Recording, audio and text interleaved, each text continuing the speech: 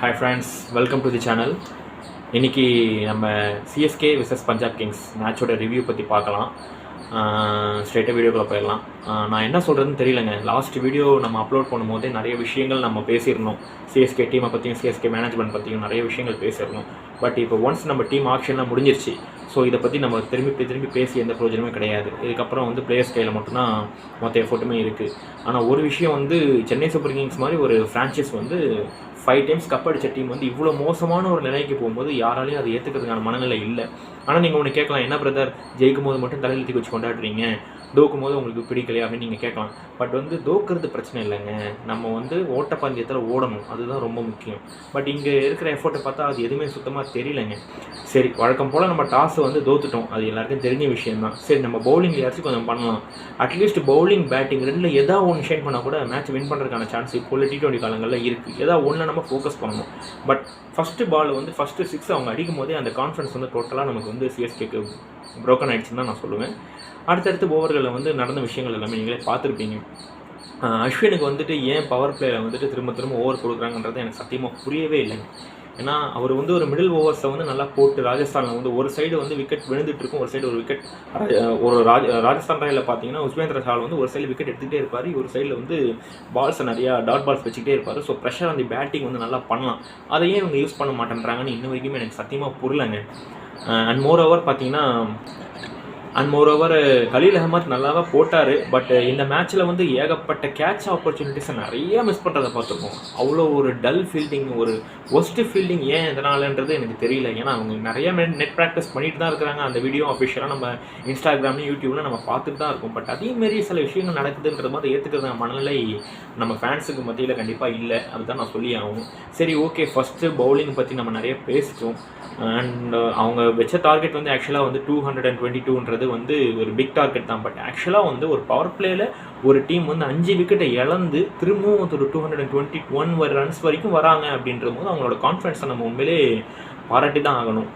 இன்னும் கொஞ்சம் நம்ம பிரியான்ஷ் ஆர்யாவோட விக்கெட்டோ இல்லை நம்ம நார்கோ ஜான்சனோட விக்கெட்டை நம்ம ஏர்லியராக நம்ம எடுத்துருந்தோம்னு வச்சுக்கோங்க, நமக்கு கன்ஃபார்மாக ஒரு 180 190 நம்ம சுருட்டியிருக்கலாம், கன்ஃபார்மாக சுருட்டியிருக்கலாம்.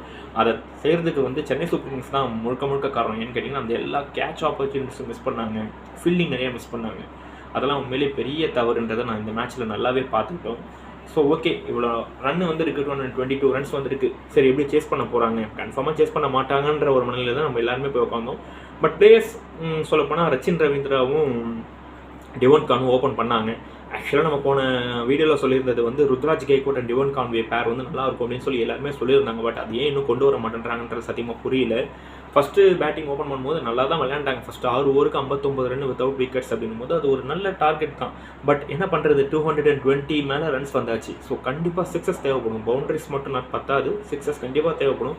பட் யாருமே பவர் ஹிட்டராக சிக்ஸர் யாருமே அடிக்கலைன்றது ரொம்ப கஷ்டமாக இருந்தது. ரச்சின் ரவீந்திரா போன வருஷம்லாம் நல்லாவே விளையாண்டாரு, சிஎஸ்கேவுக்கு நிறையா சிக்ஸ் அடிச்சு கொடுத்துருக்காரு.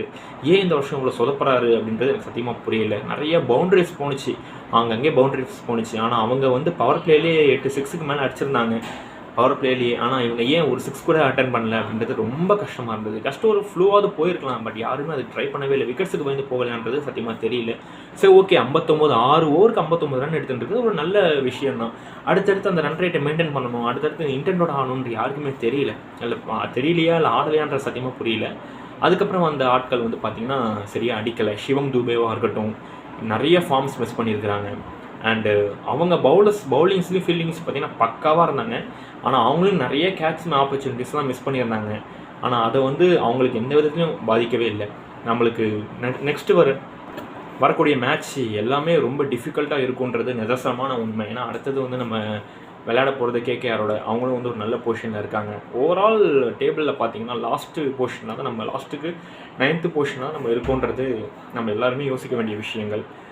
குறிப்பாக சொல்லப்போனால் பிளேயர்ஸுக்கு வந்து ஒரு அட்டாக்கிங் பேட்டிங் இருக்கணும். மெயினாக வந்து பார்த்திங்கன்னா ஒரு பயம் இல்லாமல் அடிக்கணும். இப்போ இதே மேட்ச் வந்து நீங்கள் கம்பேர் பண்ணுங்கள், Lucknow super giants vs Mumbai Indians. Second பேட்டிங்கில் அவங்க பிரிச்சுட்டாங்க மும்பை இந்தியன்ஸ், ஜஸ்ட் ஒரு 13 or 12 ரன்ஸ். அதே மாதிரி மும்பை இந்தியன்ஸ் vs ஆர்சிபி எடுத்திங்கனாலும் செகண்ட் பேட்டிங்கில் நிறைய கம் டு த க்ளோசர் வரைக்கும் மேட்ச் எடுத்துகிட்டு போய் கடைசியில் ஒரு 9 ரன் இல்லை ஒரு 12 ரன் அந்த ரன் டிஃப்ரென்ஸை தான் வந்து மேட்சை விட்டுருந்துருப்பாங்க. எல்லாருமே நல்லா பேட்டிங் பண்ணியிருப்பாங்க மும்பை இந்தியன்ஸில். ஸோ அந்த இன்டென்ட் ஏன் சிஎஸ்கே கிட்ட ஏன் மிஸ் ஆகுது அப்படின்றது எனக்கு சுத்தமாக டோட்டலாக சரண்டராக வராங்க மாதிரி மேட்ச் தெரியும். மேட்ச் ஆரம்பித்து கொஞ்சம் நேரத்துலேயே டோட்டலாகவே வந்து மேட்ச் அவங்க பக்கம் திரும்பி இருக்குது. ஸோ இது சிஎஸ்கேவோட கான்ஃபிடென்ட்டை டோட்டலாக பிரேக் பண்ணுற மாதிரி எனக்கு தெரிஞ்சுது. இதுக்கப்புறம் வரக்கூடிய மேட்ச் வந்து பார்த்திங்கன்னா நமக்கு ஒரு 9 மேட்சஸ் இருக்குது. அந்த 9 மேட்சஸ்லையுமே கிட்டத்தட்ட ஒரு 6 or 7 கிட்ட நம்ம ஜெயிச்சா தான் ஜஸ்ட்டு பிளே ஆஃப் உள்ள ஒரு சான்ஸாவது நமக்கு கிடைக்க வாய்ப்பு இருக்குது. பட் நம்ம இதுக்கப்புறம் இது ஒரு மேட்ச் 2 மேட்ச் நம்ம தோத்தாலும் நம்ம திரும்பி பிளே ஆஃப்குள்ளே போகிறதுக்கான வாய்ப்புகள் கண்டிப்பாக கம்மியாயிரும். அண்டு டோனி பற்றி நான் பேசணும். ஏன்னா டோனி வந்துட்டு மாதிரி ஒரு கேப்டன்சி யாருமே பண்ணது கிடையாது சிஎஸ்கேவுக்கு. ஒரு பெரும்பாலான நாட்கள் எடுத்து பார்த்திங்கன்னா டோனி தான் சிஎஸ்கே தான் நோன்றது எல்லாருக்குமே தெரியும். அவருமே லாஸ்ட்டில் வந்தார். பட் லாஸ்ட்டில் வரல, இதை விட கொஞ்சம் ஏர்லியராக வந்தார். பட் நிறைய வார்ம் அப் பண்ணாருங்க. அவர் நிறைய வார்ம் அப் பண்ணார். ட்ரெஸ்ஸிங் ரூமில் காமிச்சிருந்தாங்க, நிறைய வீடியோஸ் காமிச்சிருந்தாங்க மேட்ச்லேயே.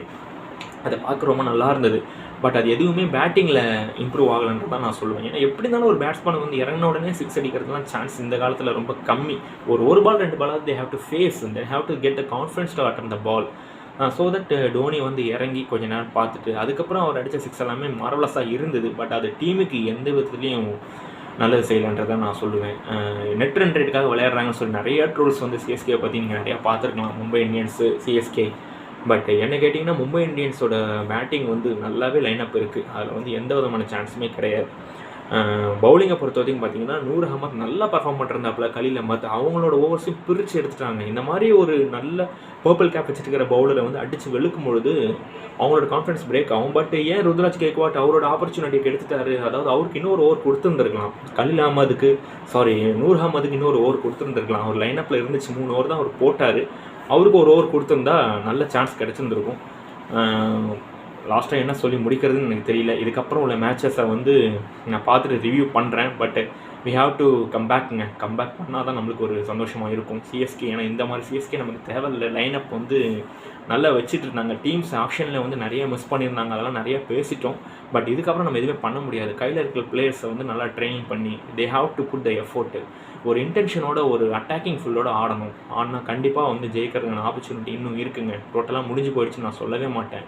இன்னொரு ஆப்பர்ச்சுனிட்டி இருக்குது. ஏன்னா இதுலேருந்துலாம் மீண்டும் வந்து நிறையா நம்ம பார்த்துருக்கோம். கண்டிப்பாக ஃபீல்டிங் அண்ட் பவுலிங்கில் வந்துட்டு கொஞ்சம் கான்சன்ட்ரேஷன் பண்ணணும். கேட்ச் ப்ராக்டிஸ் நிறைய பண்ணணும். கேட்ச் மிஸ் பண்ணக்கூடாது. மற்ற டீம்லாம் பார்த்திங்கன்னா வேறு மாதிரி ஃபீல்டிங் கேட்சஸ்லாம் நிறைய எடுத்துகிட்டு இருக்காங்க. நிறைய யங் பிளேயர்ஸ் ஆடிட்டுருக்காங்க. தீபக் ஹூடா அண்ட் ராகுல் திரிபாடியோட கம்பேக் ரொம்ப இம்பார்ட்டண்ட்டாக இருக்கும். சிவம் தூபேயோட பவர் ஹிட்டிங் சிக்ஸஸ் வந்து இன்னும் கொஞ்சம் நிறையா தேவைப்படுது. ருத்ராஜ் கேக்கோட கேப்டன்சியும் ப்ளஸ் பேட்டிங் கண்டிப்பாக தேவை. மற்ற டீம்லாம் பார்த்தீங்கன்னா கேப்டன்ஸ் இருந்தும் இந்த பேட்டிங்லும் சரி ஃபீல்டிங்கில் சரி கரெக்டாக செட் பண்ணி கரெக்டாக தூக்குறாங்க. சிஎஸ்கே நிறைய மிஸ் பண்ணியிருக்காங்க இந்த வருஷம். So they have to come பேக்குங்க. நெக்ஸ்ட் மேட்ச் நம்ம பார்ப்போம். நெக்ஸ்ட் மேட்ச் நாளைக்கு 11th அன்னைக்கு சிஎஸ்கே vs கேகேஆர். கண்டிப்பாக நல்லா பர்ஃபார்ம் பண்ணுவாங்க நான் நம்புகிறேன். அஸ் அ சிஎஸ்கே ஃபேன் நானும் வெயிட் பண்ணிகிட்ருக்கேன். நீங்களும் பாருங்கள். தேங்க்யூ.